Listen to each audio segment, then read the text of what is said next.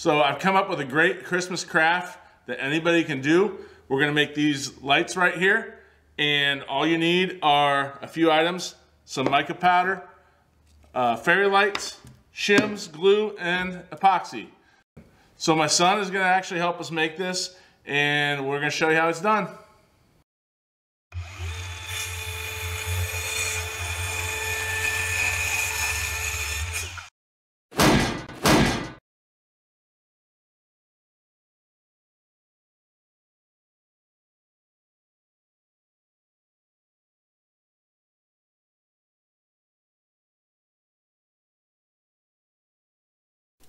The first thing you're going to do is put some glue on a shim, and then we are going to take another shim and we're going to set it on top, and it's just going to be flipped 180 degrees so that you have a thick end and a thin end of shims on each end of the actual piece. What this does is it actually makes the two shims an equal thickness when you glue them together. So this will form the bottom of your tree.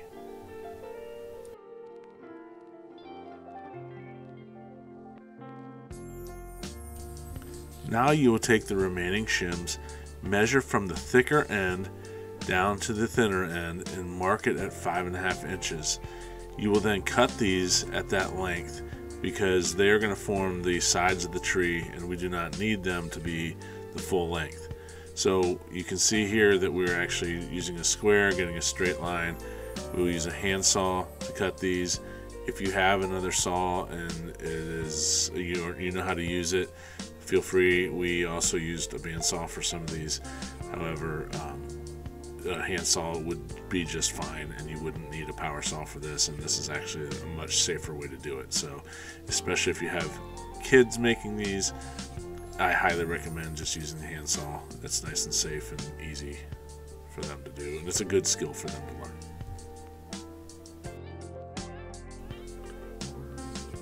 Now we're going to mark every one of the remaining shims except for two with a 2-inch mark from the thick end. And this will establish our overlap point, so when we go to glue these together to form the sides of the tree, it'll have a staggered look like you would see with a pine tree.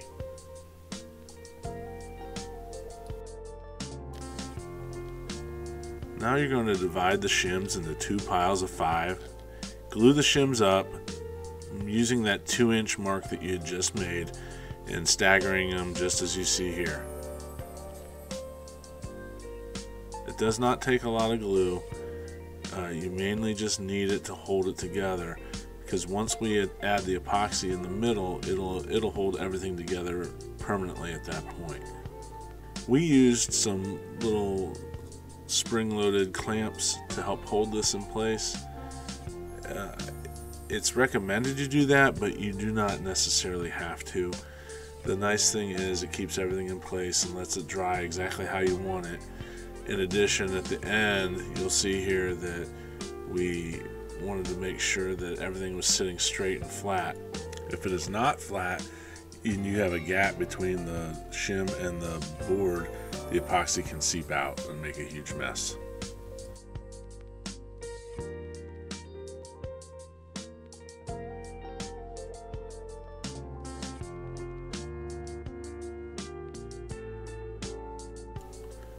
It was at this point when I realized that if I wanted to check for that gap to prevent the leaking, my clamps needed to all be on the right side, the same side of the glue up. So I switched the clamps around, and I was just checking here to see if it was gonna have a gap to where I would have a bad leaking issue. Once I had it how I wanted, I left the clamps alone and let everything dry. Next, we take the clamps off and we get out a board that I have wrapped in house wrap tape. You can buy this on Amazon. I'll put a link in the description. You can also get it at home improvement stores. And this is purely for the epoxy. The epoxy will not stick to this tape.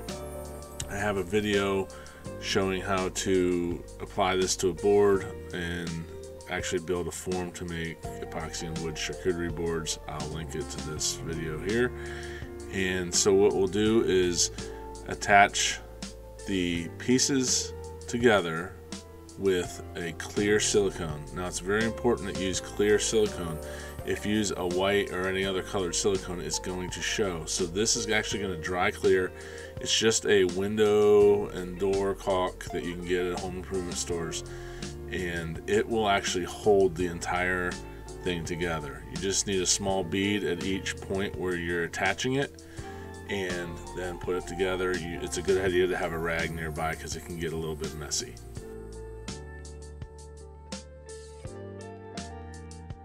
So we're going to take a broken piece of the shims we cut, and we're going to use it just to kind of clean up the silicone a little bit, smooth out the beads so you don't have big globs in there. You just want it to seal the corners real well so that it won't leak out when you pour the epoxy, and it's also going to do a good job in holding together for the time being. So then we will take tape. We just take painter's tape and use it kind of like a clamp. You tape from one side to the other, and it's just going to help hold things in place just while that silicone dries. It may stick a little bit. If it does, you should be able to get it off fairly easy with just a small razor blade. Just clean it up with that. Just be careful with the razor blade.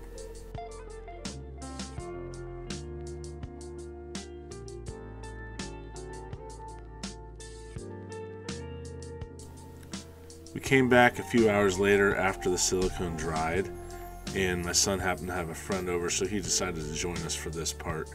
And we just simply peeled the tape off of this, and then what we needed to do next was attach the tree to the base there and get it ready for epoxy. So what we do with that is we'll just take the same silicone we just used.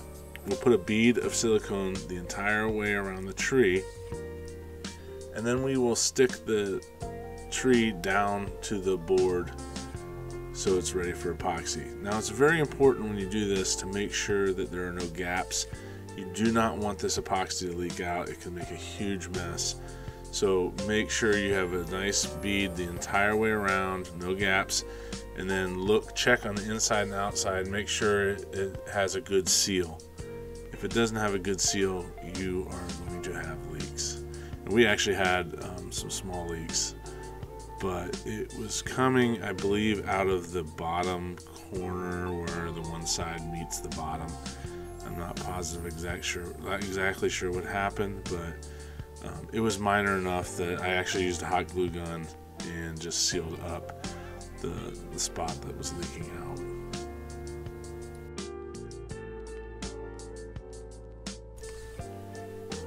Now we need to drill a hole so we can run the fairy lights through. So we get a drill bit that's big enough that the light bulbs will fit, and just put a small hole in the bottom corner.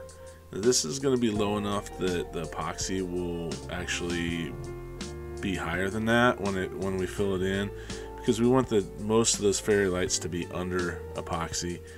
And we just want to make sure and get the lights through. Put it somewhere. Do not put it on the bottom because your entire thing will not sit flat then. You have to put it on the side, and then run the fairy lights through. And you're going to just kind of want to snake them or back and forth, or fix them somehow inside of that tree area, however you'd like. But squiggle them back and forth, run them up and down. It's up to you kind of at that point. But then once you do that, you will need to get a hot glue gun or use some silicone and seal that hole up that you created to run those lights through. So you do not want it to leak out of that hole either. Make sure you have a good seal. Hot glue's easy and quick because then you can trim it off later. It dries really fast and you can pour epoxy sooner. But if you don't have a hot glue gun, the silicone we had just used will work just as well. It takes some time to dry then.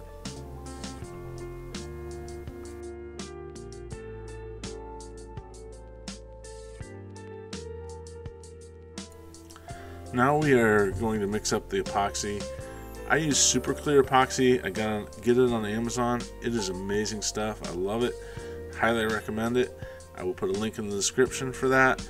And what I ended up mixing up was 14 fluid ounces, which ended up being a little more than I needed. I think I could have got away with about 12.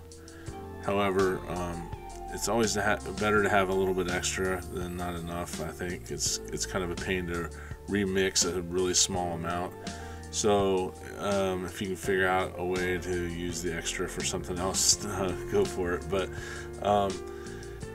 I just mixed that up, and I used a emerald green pigment that I also got on Amazon. I will also provide a link for that. It's a pretty good color for a tree. You could also use red, white I've used. You could actually mix a few. So if you wanted to, you could take the epoxy, divide it maybe into 2 different colors, make a red one and a green one, or a red one and a white one, or a green and a white, and pour them in.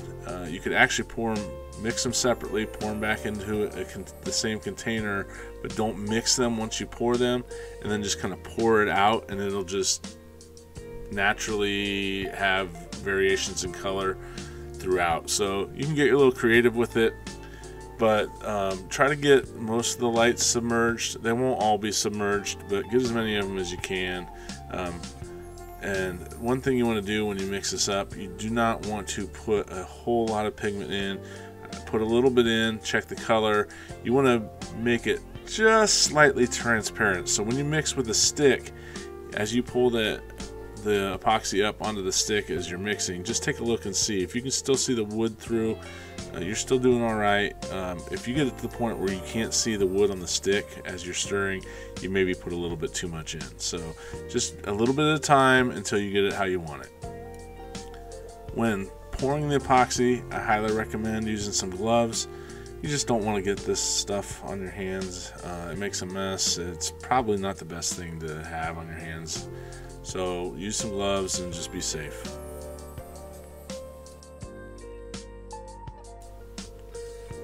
Once you're done pouring it in, let it set a little bit. You may have some surface bubbles form.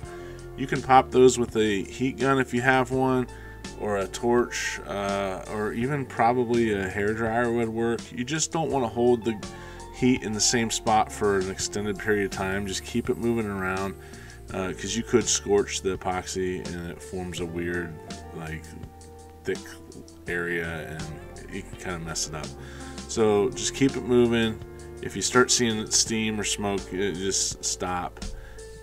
The bubbles should pop themselves, so you don't have to worry about it that much. It just speeds up that process and makes sure that it's how you want it.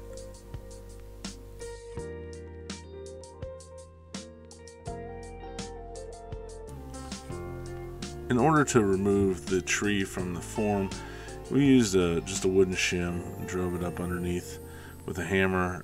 It just forces a wedge into it and pops it off pretty easily. So if you have an extra shim, that would be an easy way to get it off there. We then just proceeded to remove any extra silicone or epoxy that oozed out the sides, and just to clean it up, to get it, just finish it off. And that was all we had to do.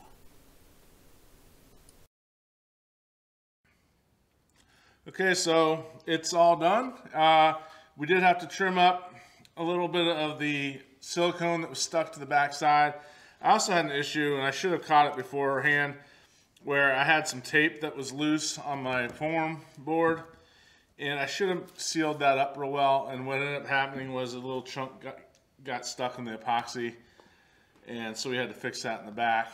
But if you're careful, make sure there's no edges peeled up. These forms I use all the time for other items, so it was just a little messy from that. But he's getting pretty anxious. He wants to light this thing up, so he has to pull a little plastic strip out of the thing, and that keeps the batteries from going bad inside the packaging. And he's going to turn it on right now. And here we have it. Turned out pretty good, I think. Let's turn the lights off. Okay. Not sure you can still see us very well, but you can see this lights up real nice. I got all the items that you saw in here. You can get them on Amazon. I'll put links down in the description. If if you're into making little modifications, if I would, it would be really nice to be able to make these solar or somehow rechargeable, because these little fairy lights, they go through batteries pretty quick. So that would be my only modification I'd think that I'd want to make. But as you can see, it was very easy to make.